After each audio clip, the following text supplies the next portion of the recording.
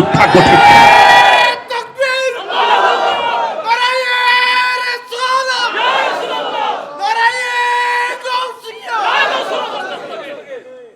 জোরে কথা বলেন, ঠিক কিনা বলেন? সেজন্য ইল্লাল্লাযীনা আমানু ওয়া আমিলুস সালিহাত, শুধু নামাজ, রোজা, হজ, যাকাত এগুলো শুধু আমলে সালেহ নয়, আরো আমলে সালেহ আছে। সত্য কথা বলাও আমলে সালেহ, ঠিক কিনা কথা? জালেমের বিরুদ্ধে কথা বলাও আমলে সালেহ, অন্যায়ের বিরুদ্ধে দাঁড়িয়ে যাওয়া আমলে Saleh.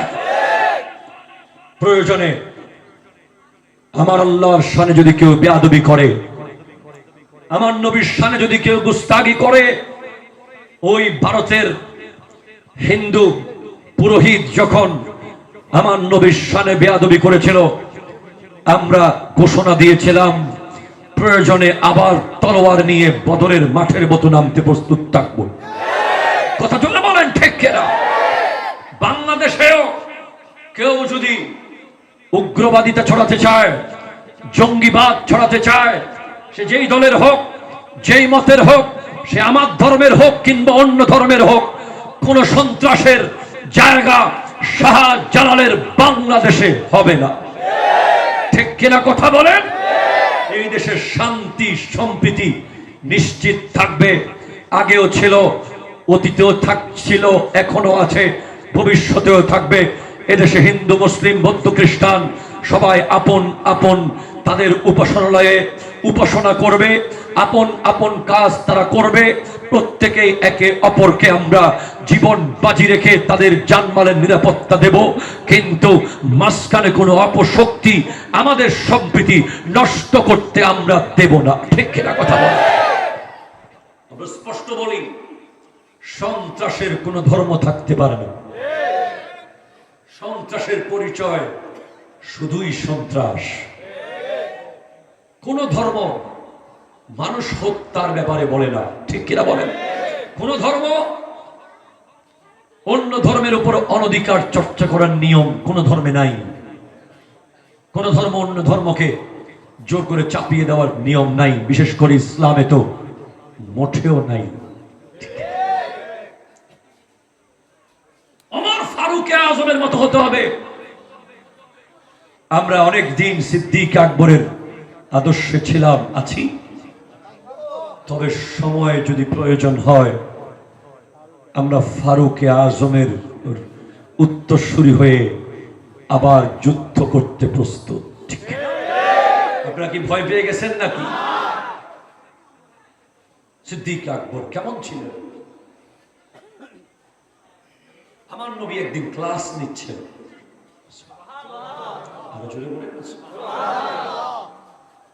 the lecture of Prophet sallallahu alaihi wasallam at the University of Prophet sallallahu alaihi wasallam, নবীজি বিশ্ববিদ্যালয়, যে ইউনিভার্সিটির চ্যান্সেলর নবীজি, ভাইস চ্যান্সেলর নবীজি, লেকচারার নবীজি, ছাত্রদের মধ্যে সিদ্দিক আকবর, ফারুক আজম, উসমান ইবনে নুরাইন, মাওলা আলী। কিছুক্ষণ পরে হযরত জিবরীল আলাইহিস সালাম এসে গিয়েছিলেন। ক্লাস চলছে, আমার নবী বলছেন, হুব্বিবা ইলাইয়া মিন দুনিয়াকুম সালাসাতুন, এই পৃথিবীর মধ্যে আমাকে তিনটা জিনিস বড় প্রিয় বানিয়ে দেওয়া হয়েছে। সুবহানাল্লাহ, জোরে বলেন। আপনার সামনে আসেন, একটু সামনে আসেন, আমাদের ময়দান ফুলফিল হয়ে গেছে। আসুন তো দরুদ শরীফ। আল্লাহুম্মা সাল্লি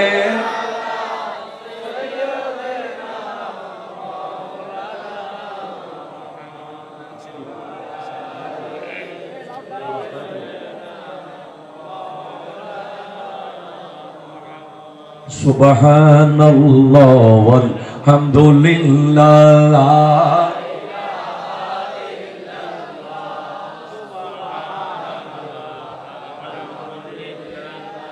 লা ইলাহা ইল্লাল্লাহ লা ইলাহা ইল্লাল্লাহ লা ইলাহা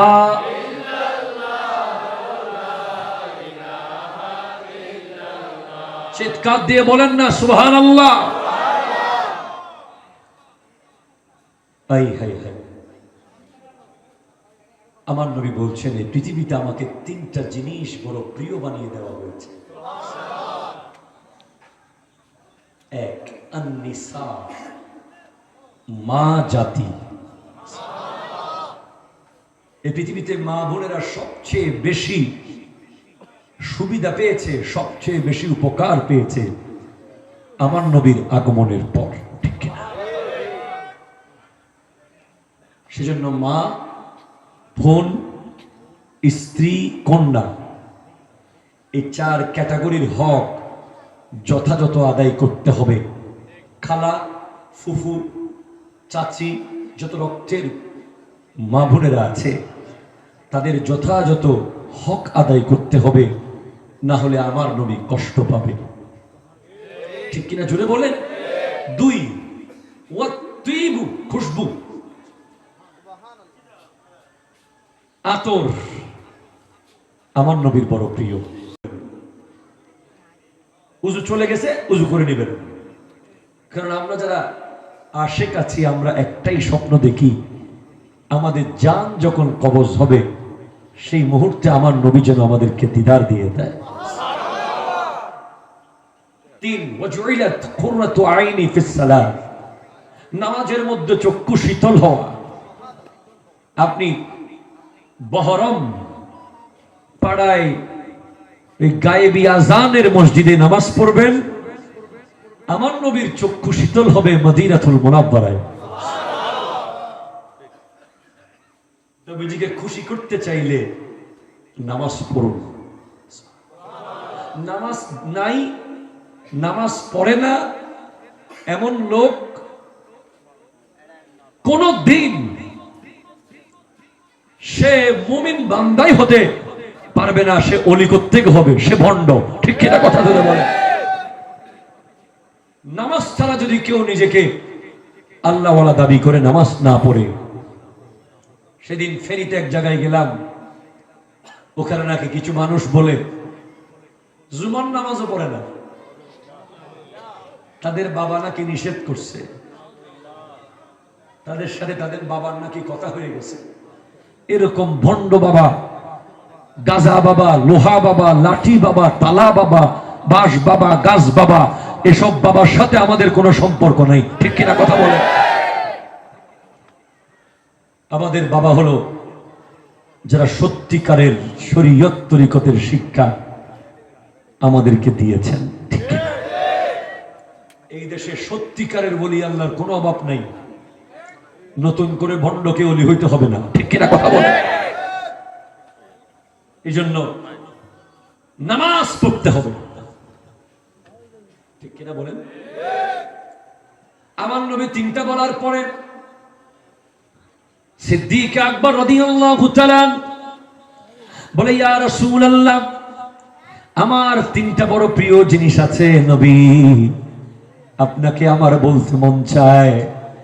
আমার নবী বলে, তোমার প্রিয় জিনিস কি কি একটু বলো।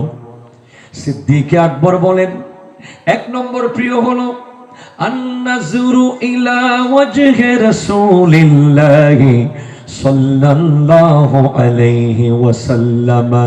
আমার প্রথম প্রিয় হলো আপনি নবীর চেহারার দিকে তাকিয়ে থাকা। ইল্লাল্লাযিনা আমানু, মুফাসসিরিনে কেরাম বরাবর মিসাল দিয়েছেন, উদাহরণ এমন ভাবে দিয়েছেন, ইল্লাল্লাযিনা আমানু মানে ঈমান যেন সিদ্দিক আকবরের মতো হয়। ওয়া সুবহানাল্লাহ, সুবহানাল্লাহ। ঈমান যেন এল্লে হয়। ফাইন আমানা বিল্লাহি বিমা আমানতুম ফাকাত ইহতাদাউ। সাহাবায়ে কেরাম যেভাবে আল্লাহর উপর ঈমান এনেছে, সত্যিকারের ঈমান এনেছে, সেটাই হলো সত্যিকারের ঈমান, ঠিক না?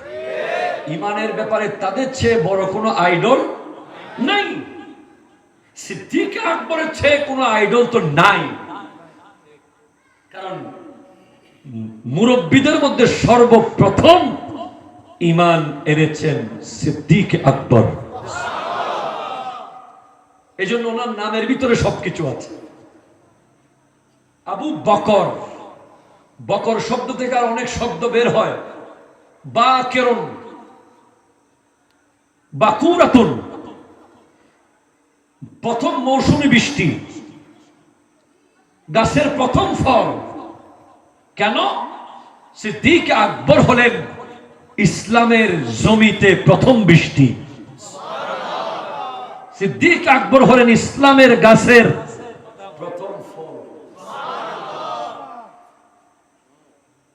শুধু তাই না, উনি এমন এমন ইমানদার, আমার নবী বলছেন, লাউ কুনতু মুত্তাখিজান খলিলান গায়রা রাব্বি লা তাখাস্তু আবা বকরিন খলিলা।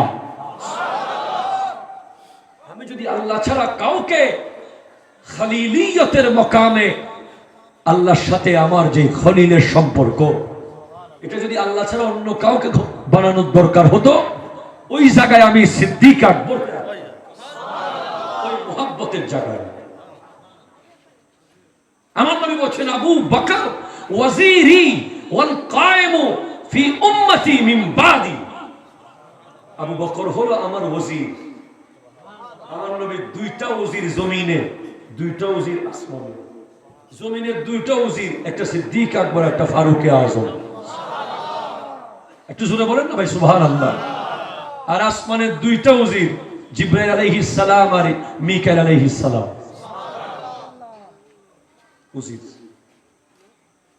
আমার নবী বলছেন, আবু বকর আমার ওয়াজির, আমার পরে এই উম্মতের দায়িত্ব নিয়ে দাঁড়িয়ে থাকবে। কষ্ট হলো হলো বাজি কাদর্শে পড়ুন, আল্লাহুম্মা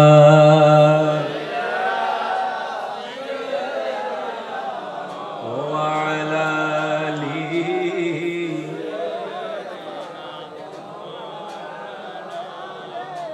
সুবহানাল্লাহ ওয়াল হামদুলিল্লাহ লা ইলাহা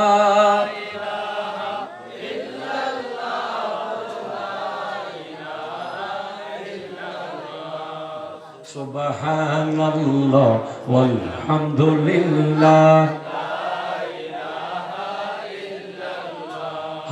লা ইলাহা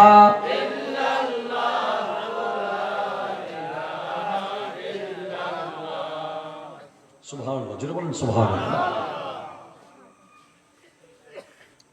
বলছিলাম,